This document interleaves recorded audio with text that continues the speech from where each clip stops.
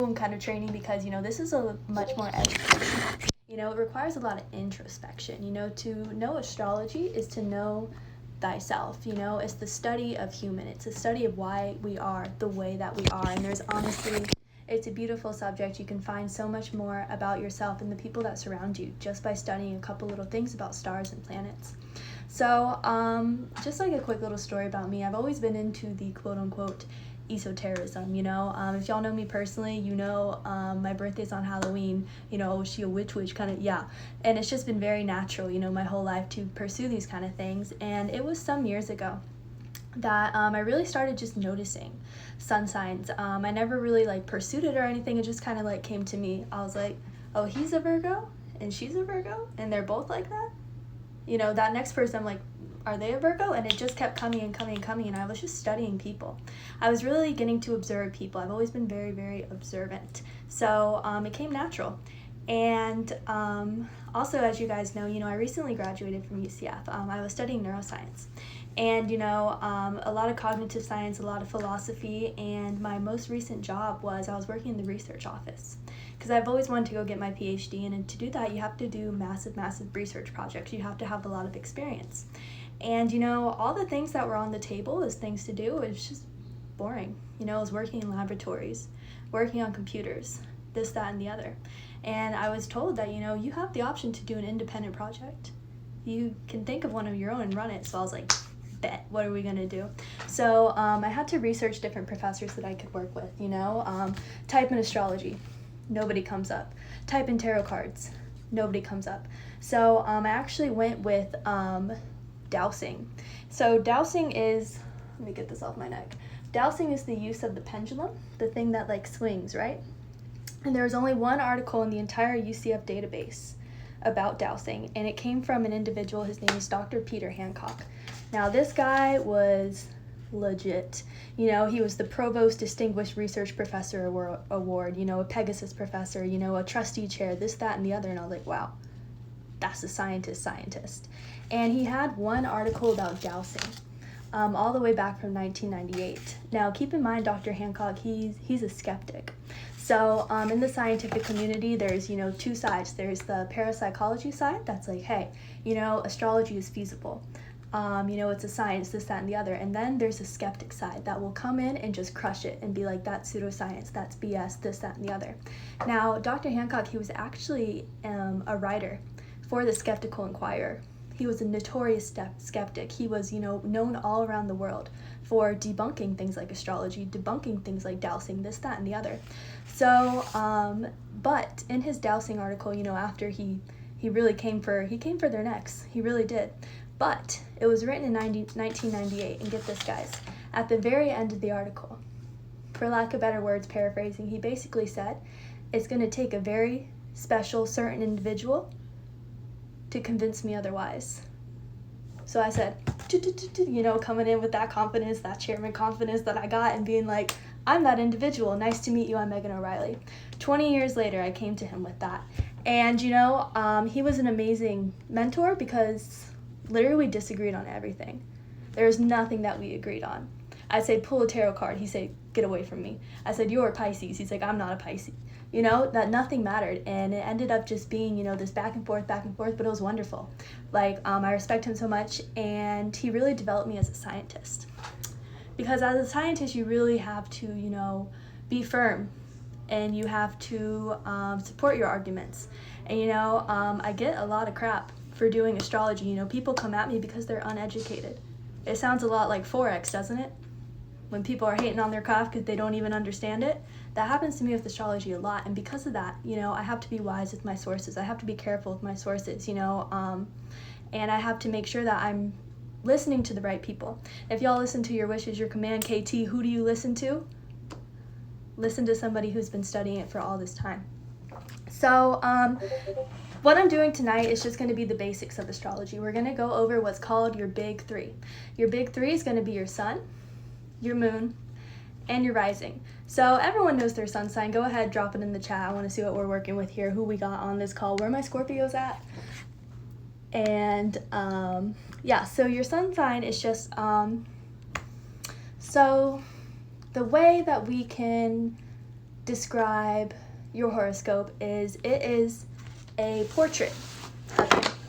A beautiful painting that, an artist is putting together of you. And your sun sign is going to be the very broad brushstrokes. First laying it down on the canvas.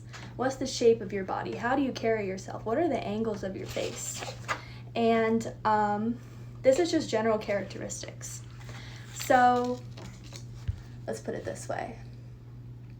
When you know somebody's sun sign, you just know, you get a hint. We're all jigsaw puzzles. And when you're doing a puzzle and you get the edges of the puzzle, so I can be like, okay, so Sam's an Aquarius, all right.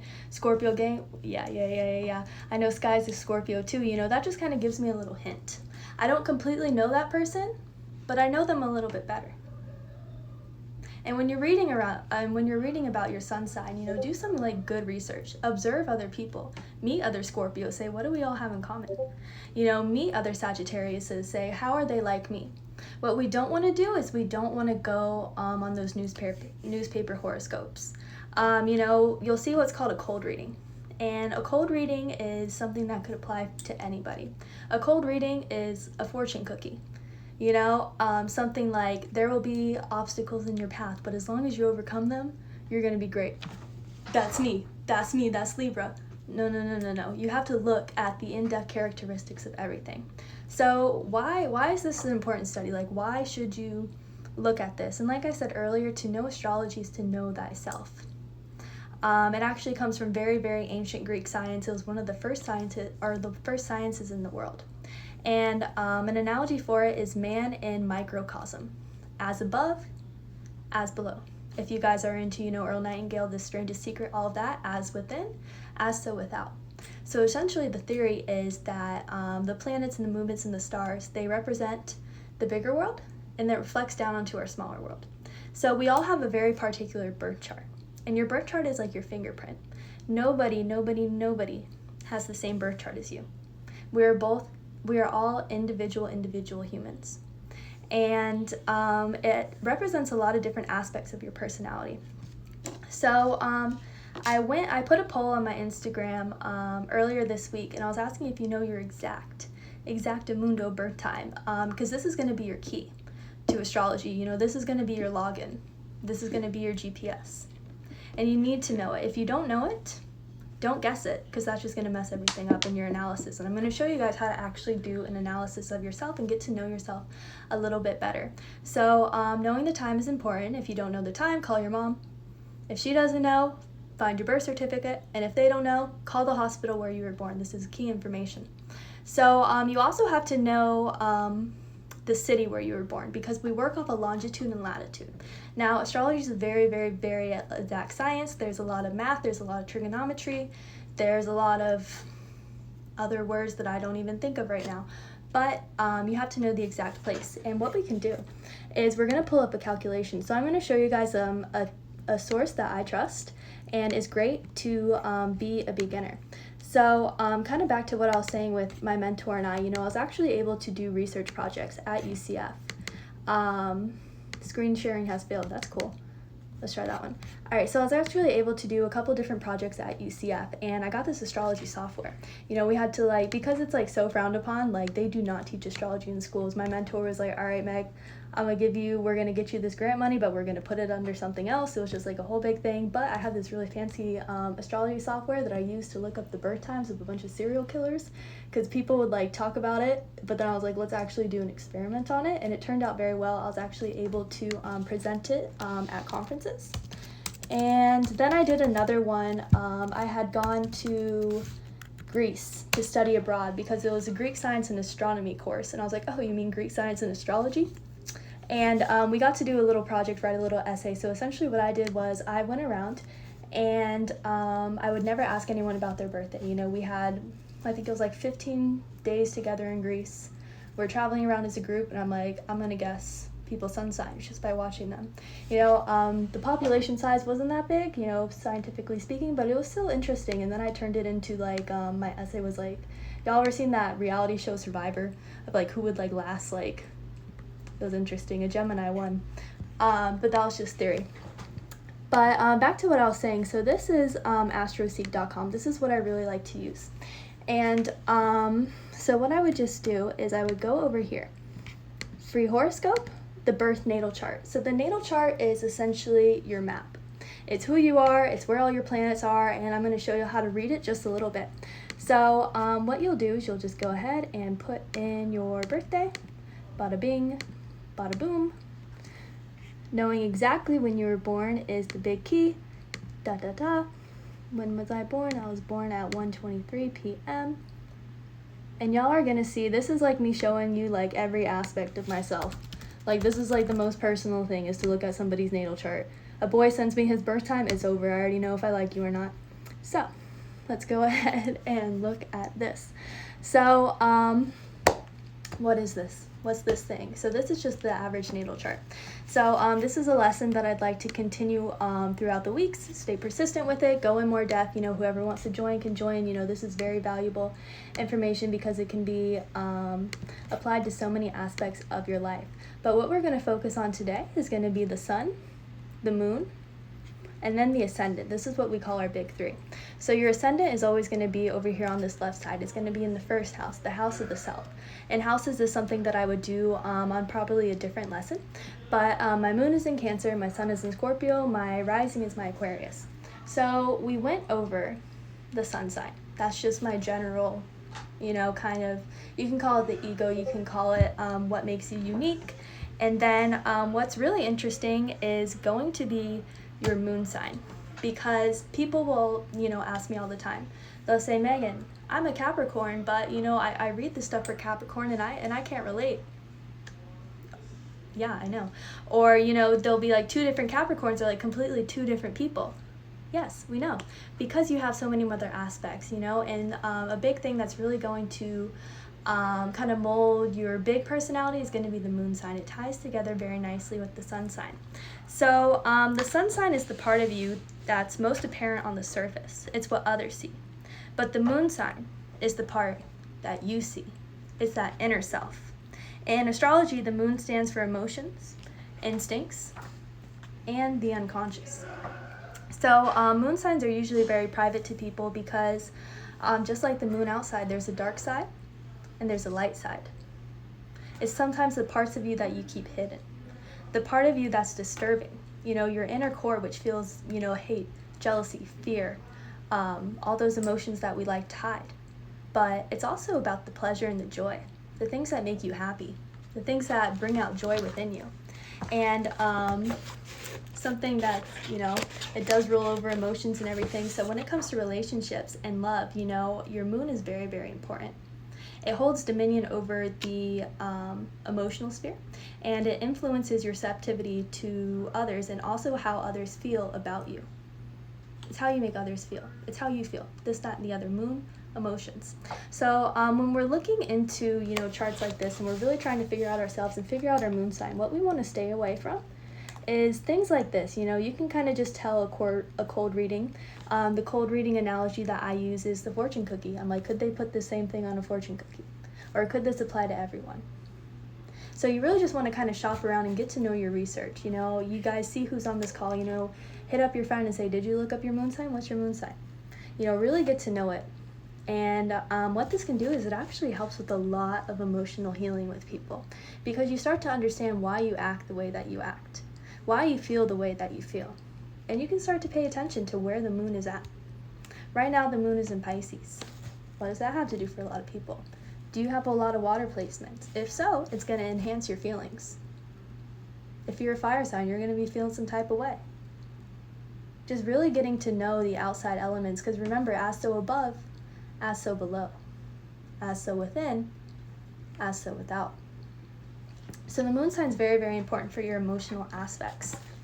And to get to know your moon is to get to know yourself, to be honest with yourself, to know what you need, to understand your emotions, to love better. You know, when you're looking at your compatibility with another person, look at both of your moon signs, because that's really going to show how you're projecting your feelings towards one another. And then the third thing I'm going to go into tonight is going to be the rising. So the rising is honestly, it's my favorite thing. They're super interesting. So your rising is your outward demeanor. And the word outer is significant in defining your rising sign. This is the sign that represents your outer personality. It's your image. Very often your ascendant is what the world first sees you, the impression that you make first on other people. And then many astrologers, including myself, we believe that the rising sign is even more significant than the sun sign. It really is. So, you know, I love to look at like those astrology memes sometimes, the good ones, the accurate ones. Rarely do I look at Scorpio. I'm always looking at Aquarius. And you'll find that those hit very different. So, Brandon, I know that you're a Cancer rising, so start looking at, you know, Cancer stuff, and you're going to see that you resonate a lot more with that than you do your sun sign. Because the rising sign makes you rare. The personality that you outwardly project is almost always a perfect blend of your sun and your rising sign. And it's this combination right here that's going to make your unique impact to the world. Because the rising sign, it's called the rising sign because it's the planet in the house and, you know, all this mumbo jumbo, but just know it's what was rising on the eastern horizon the second that you were born. The second. Because once you were a fetus and now you came out and you're officially a human. It's your very, very first human experience. So imagine, you know, the world, the earth is like an iPhone. And the second that you were born, we do a screenshot. And it's going to be exactly where all the planets were, this, that, and the other. So the rising sign is truly amazing because it changes every 4 minutes. And this is the reason that, you know, there will be a set of identical twins, but they were born, say, 8 minutes apart. Totally different people, because even the rising sign changing just by 1 degree changes the entire birth chart. So just to pull an example and kind of see like the impact of it. Was, y'all see this? This is my birth chart. Here it is. Get that in your mind. If I were to change it, oh, you're kidding me. I'm not going to do that again. But just know that if I were to change it by even just an hour, the entire thing would look completely different. And it's for that reason that you need to know the exact time that you were born and that exact location. So, your ascendant is also called yourself. Your self-awareness, your self-sufficiency, and your self-interest. So in a lot of ways, your rising sign signifies your goals, your aims, your objectives, and it's really the main thrust of your creative powers. So me, for example, I have this Aquarius rising that I resonate with a lot. And Aquarius, they're all about science, you know, so go figure that I'm doing all this. Let me see, Z, what'd you say? Why do they hit different? How do you read it? How do you read the chart? Yeah, I'll have to go over that. You know, I'm going to make it so you guys can unmute yourselves. Like, this is so casual. Participants can unmute themselves. I don't know how to do that. Oh my gosh. Sorry about that, guys. I need an assistant. So your rising sign is always going to be in this first house, the house of self. And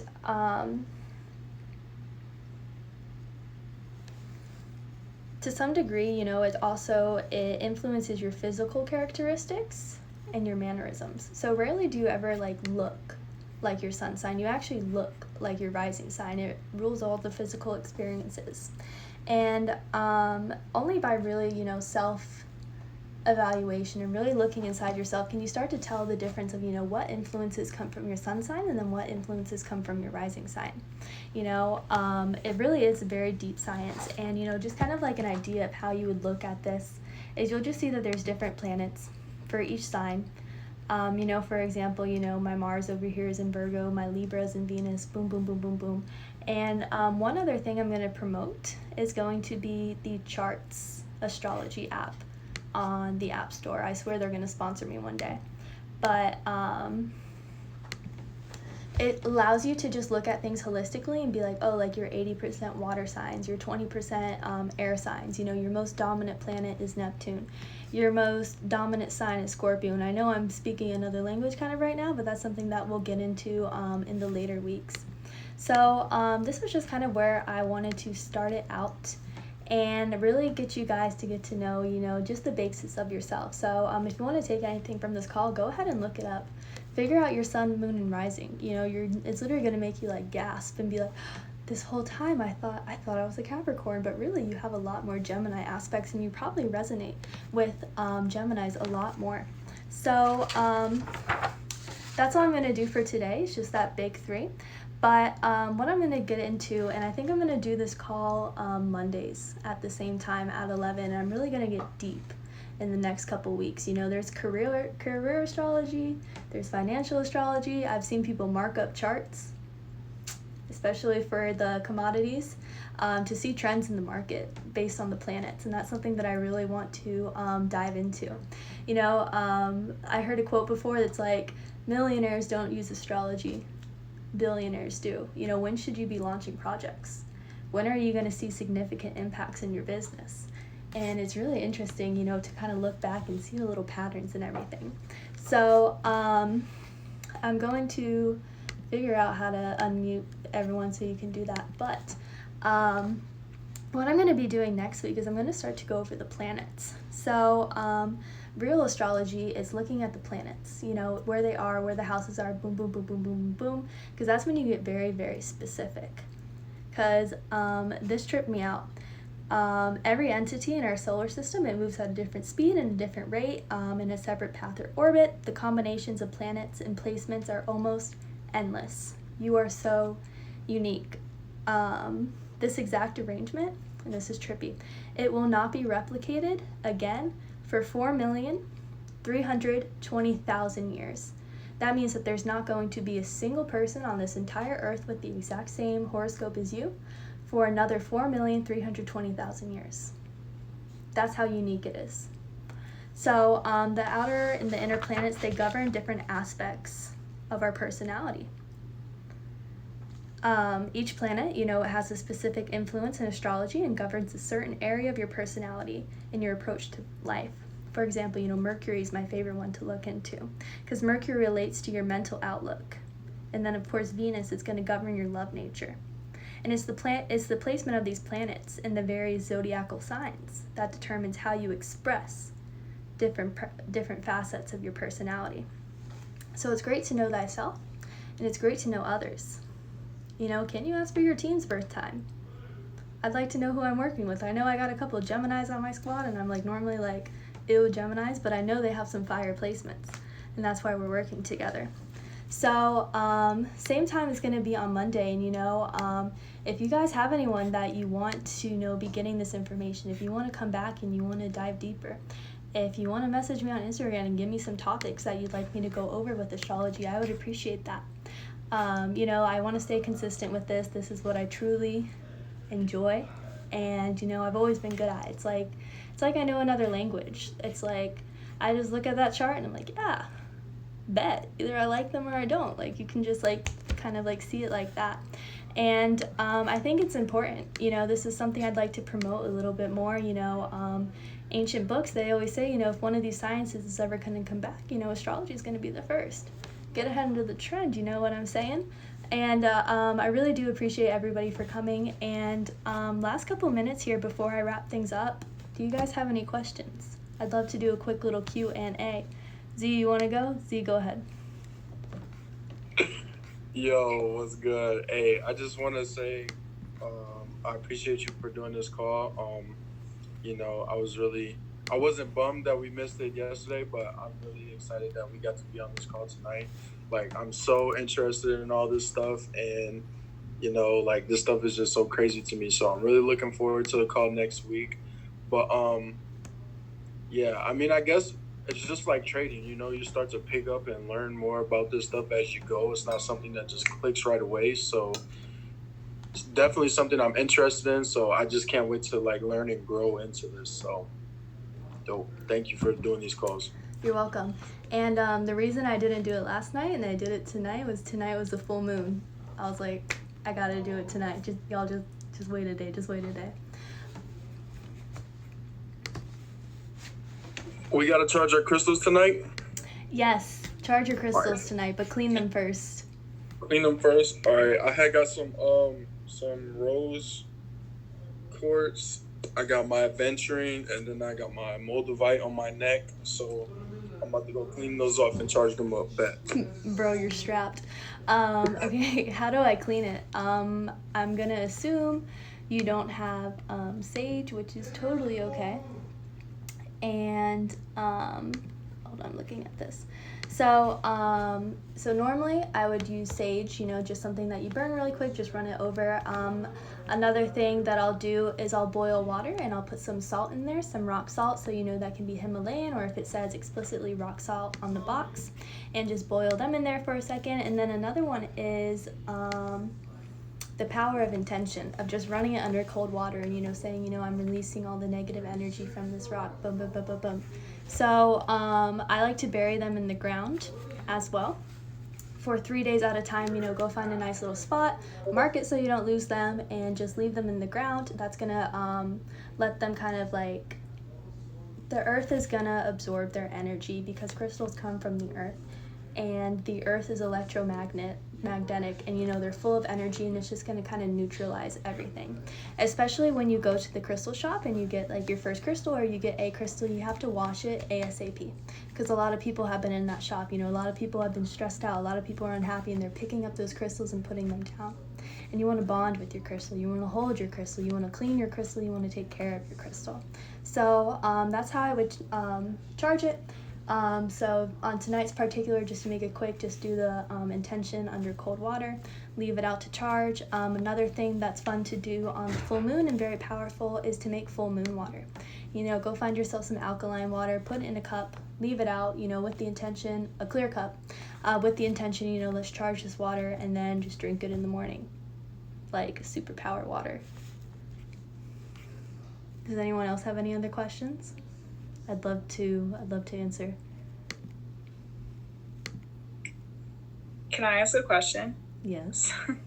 So right after you say any other questions. So I buried my crystals in the earth yesterday. So if I took them out to charge tonight, would that combat anything? You said you buried them yesterday, and you would like dig them up to charge them? Yeah. Don't dig them up. Just leave them in there, because like the moon is still going to penetrate through the soil and everything, so if anything, it's making them even stronger. I was actually thinking about burying some of mine in the full moon, especially my moldavite, because moldavite, if y'all didn't know, it's like the most powerful crystal. I passed out one time because I was holding too much of it, and it was just like so much energy. But and I was there. Yeah, I know. And just like to charge that in the moonlight, I would definitely advise like maybe putting it like under like a little bit of soil, because we just don't know what that's gonna do. All right, does anybody else have a question? The sleepy one, yes. Z calls it the sleepy one.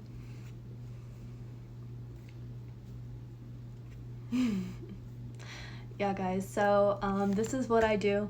This is one of my passions, is astrology, and Kevron was like edifying me earlier, and he's like, this is Megan, she's an astral projector for NASA, and I was like, basically, that's what I really like to do, is just like explore like deep space and just like weird things, and get to know like people inside and out. So if you guys want to follow me, or if you guys want to chat anymore, you guys all follow me on Instagram. Go ahead and DM me. Don't ask me to do a birth chart reading. No, that takes like 3 hours of just like getting to know you that well. But definitely go ahead and run your horoscopes. Ask your mom for your birth time, and let me know your guys' sun, moon, and rising. Next week, again, that's going to be Monday, and we're going to go over some of the inner planets. We're going to learn about communication skills. We're going to learn about y'all's love life, your work ethic. And it's really interesting. And, if you guys have your birth charts, go ahead and send them to me. I might use you as an example. So yeah. Yeah, and I read tarot cards too. Tarot cards are fun. I got to know Z. I didn't even know this man that well, and I was like, let me read your cards. And now I'm like, I know everything. So definitely powerful tools. Things of the occult. Occult and esoteric just means the hidden. It's kind of taking that invisible force that we all know is there, the thing that like manifests and like is in like your brain, your subconscious, and everything. These sort of tools just allow us to bring it to the physical. Like this is like with the dowsing, you just like ask it a question, like, is my name Megan? It's like, yeah. is my name Ashley? No, it's not Ashley. You know, the pendulum knows, and it's just seeking truth, seeking answers.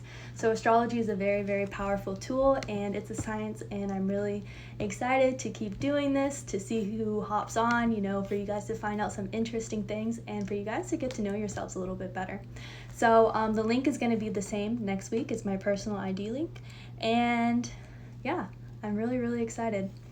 Any last questions? Because I'm gonna go ahead and end this. B Woody, what's up? I'm looking at my birth chart. What do the houses mean at the bottom? So I'm gonna go into the houses 1 week. Okay, cool. Yeah. Looking forward to it. Cliffhangers. I'll go into that. All right, guys. I appreciate it. If you want to know anything else, just go ahead and DM me. Thank you, everybody, for hopping on, and I hope to see you again soon. Out. Bye. Goodbye.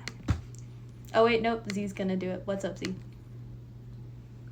Wait, what? I was just saying bye. Oh, I thought you were pointing. All right, goodbye, everybody. The lights are off. I'll miss you. Bye.